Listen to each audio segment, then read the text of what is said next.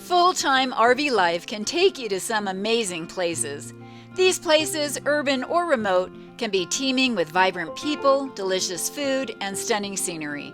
But sometimes full-time RV life takes you to places a little slower, a little quieter, more soul-satisfying. And the only way to get there is by taking the back roads. You know, putting a little gravel in your travel. And this is the kind of place we find ourselves in today, Fort Laramie. It's a place where the present and the past lose all definition. And it's a place where I defy you to have a bad attitude. Don't be a sorehead! So let's pick up right where we left off, in the middle of our 8-day boondocking run through Wyoming.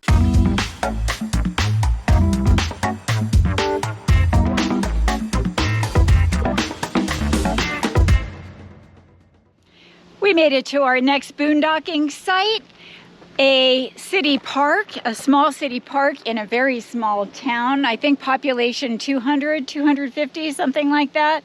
It is Fort Laramie, Wyoming. It's a historic town, and it's historic because Fort Laramie is only about a mile away, and it's now a National Historic Site. Wayne and I are going to go check it out now.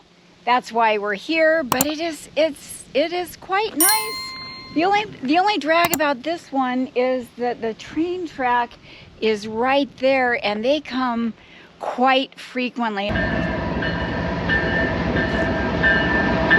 It makes me feel bad for all these houses right there that have to listen to the trains all day, several times a day. And they went going until like 2 in the morning, and then they stopped and started back up around 6. So that's the bad part. Other than that, very beautiful, nice, quiet boondocking site for us. Here we go.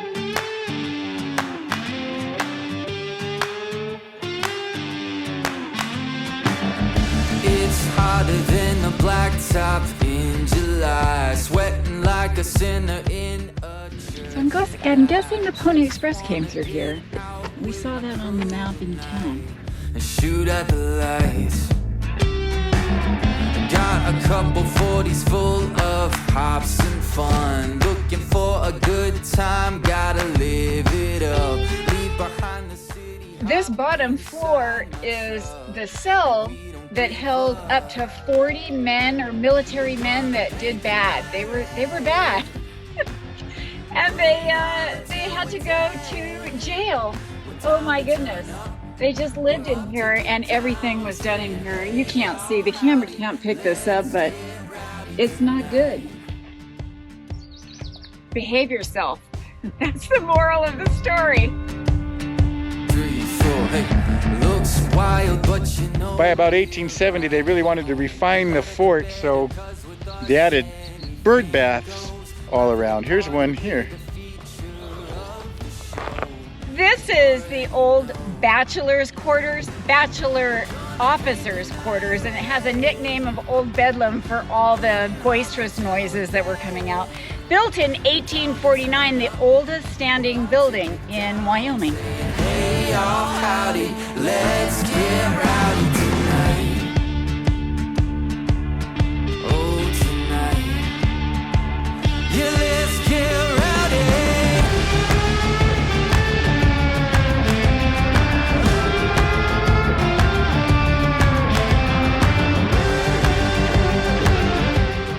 It's pretty nice in here. Now I know why they called it Old Bedlam. I could see a lot of bedlam going on in here with young unmarried soldiers, officers.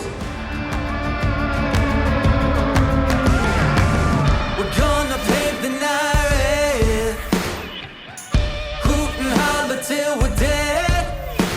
We're down to turn up. We're up to get down. Saying, hey, y'all, howdy. Let's get rowdy tonight. We're gonna paint the night red. Hoot and holler till we're dead. We're down to turn up. We're up to get down. Saying, hey, y'all, howdy. We are history. So why Fort Laramie? we didn't really know why this was of historical significance. That's why we like national park properties. We can come and learn.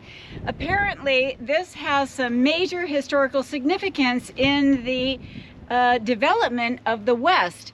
This, in the 1840s, was commercial fur trading, and so it was mostly in the area Native Americans and fur trappers here trading and just coming through this part. And then the government saw a need for a military outpost here in this area, so they purchased it, and it became Fort Laramie, a military outpost from 1849 on. It lasted till, I believe, 1890. And it was just this center. The Pony Express came through, the Oregon Trail came through here, the telegraph, I believe, came here, which linked the east to the west. So then that's what killed the Pony Express, was the telegraph. Very, very interesting. This was the hub for treaties with the Native Americans and the American government. So everybody that was coming out in the gold rush, anyone coming to the West, the immigrants, they usually stopped here for protection from the military and to get supplies. So very interesting. And they had some buildings here that were restored. Very, very well done. And then they have ruins here, of course, but very interesting. I'm glad we actually took the time to come out here.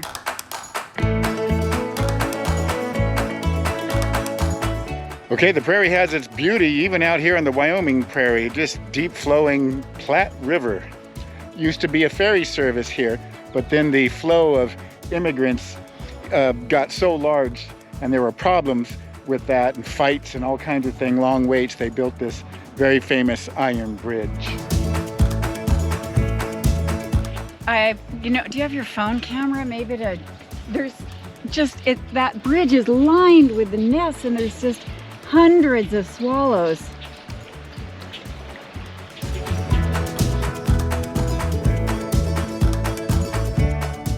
There's a sign that says, "Please don't allow your children to touch Mr. Bull," and that means you too, Wayne. No touching. No touching Mr. Bull. He's a big one. This is a quirky little town in Fort Laramie, Wyoming.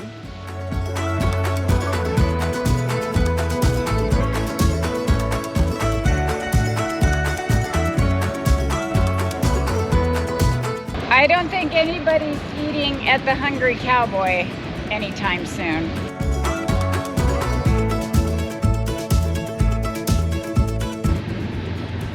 Don't be a sorehead. Their antler arch isn't quite as pretty as Jackson, Wyoming, but they get an A for effort.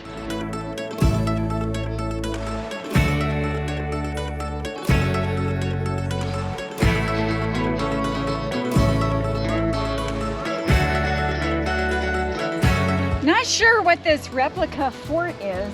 It's deserted. Have no idea. Okay, Wayne and I are going to resist the urge for hand-scooped ice cream. I don't know why we would usually go for it, but we're gonna pass today. That wraps up our tour of this quaint, quirky little town of Fort Laramie. Back to camp.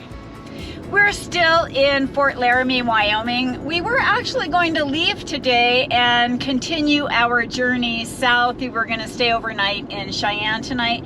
But when we were at the Fort Laramie National Historical Site yesterday, talking to a ranger, he suggested there are a couple historical sites that we should really check out in a nearby town, Guernsey. Yeah, they look very interesting. So we decided to stay an extra night, and then tomorrow we'll just travel a little bit of a longer travel day to our ultimate destination in Colorado. Yeah. Yeah, so we are going to get something to eat. There really isn't any eating options in Fort Laramie, so we're going to go ahead and try to find something to eat in Guernsey. Here we go. Ready for the day, Wayne? Yep, let's check it out. Hey gang, we're in Guernsey, not too far from Fort Laramie. We're going to check out this restaurant called Twisters. That's what the town looks like. 1,100 people. This is Twister's Bed and Breakfast. They also have a restaurant. Okay, here's what's going on with our food. I got the Chuck Wagon burger, which has bacon and Monterey Jack cheese, you know, standard fare. Let's see how this tastes. Good beef. Very good beef. And the bacon is awesome. I got the Reuben, which is, you know, pastrami and sauerkraut. One of my favorites. It's very good. And this is a cute little place. I'm glad we came. Very good. As you can see, it's all gone. We were very hungry, but you know, really solid lunch. It was very, very good. Yeah, and I forgot to add that my burger came with brisket, and that was very tasty. I had a beef explosion. What a sweet little place here in Guernsey. It's very hard to make it as a small-time restaurant in a very small town, so they did a nice job. And I'm glad to see some more customers come in after we left. Yeah, and they even have this bed and breakfast here attached to it. So yeah. Nice people. Yeah. Really nice people. Yeah, come and check it out if you're in Guernsey. Yeah. These hands of mine have got some stories to tell.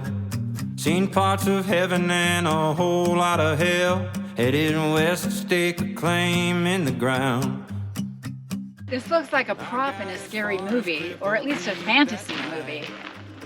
It's got a lot of character. These are the actual ruts that were left by the wagon trains that came through here on the Oregon Trail. Kind of dangerous, but apparently they didn't want to ford the Platte River, so they came down here. This is all sandstone, pretty soft, I guess, you know, in terms of different kinds of rock, but they definitely had their work cut out for them here. Everybody that went west came over this route, and so each wagon wheel, you know, cut this stone. I mean, between the immigrants and the entrepreneurs, the fur traders, the California gold rush, everything, they all came. Mormons. The Mormon Trail, they all came through here. He thought he owned her and that they'd settle. Being on the Oregon Trail like this kind of makes me now realize why Fort Laramie was so important in the establishment of the West. Fort Laramie is 12 miles that way, and they came here, they had to come through this way, and they're way down. That's, I think, another reason why those ruts are so deep, is they were way down because they had just refueled or, you know, resupplied at Fort Laramie 12 miles that way and are making their way this way. So it really is something to be standing on the Oregon Trail. The end of man. The same part of me that It's a caravan of Airstreams doing the Oregon Trail together. How cool is that? That's pretty cool. love and live and kill and fight. My whole heart till death do us part.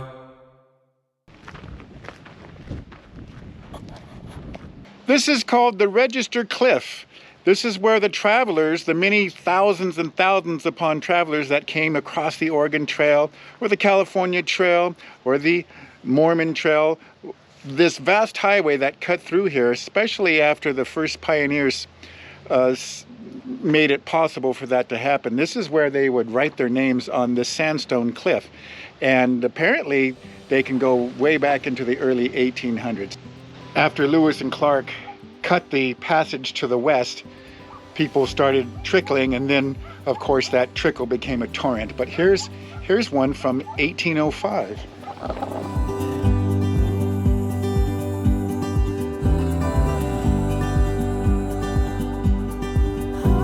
We are ending another successful stay at a boondocking site.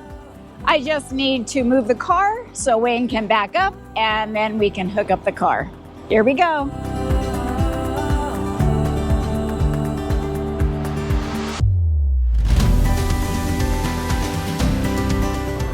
We have some bird poop you're gonna have to take care of.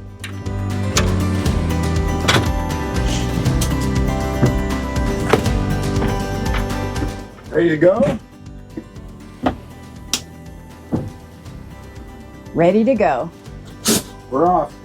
That wraps up this week's episode. We so appreciate you watching. If you would like, subscribe. It means the world to us. Thank you again so much. And until next time, we will catch you on the road. Bye. Bye.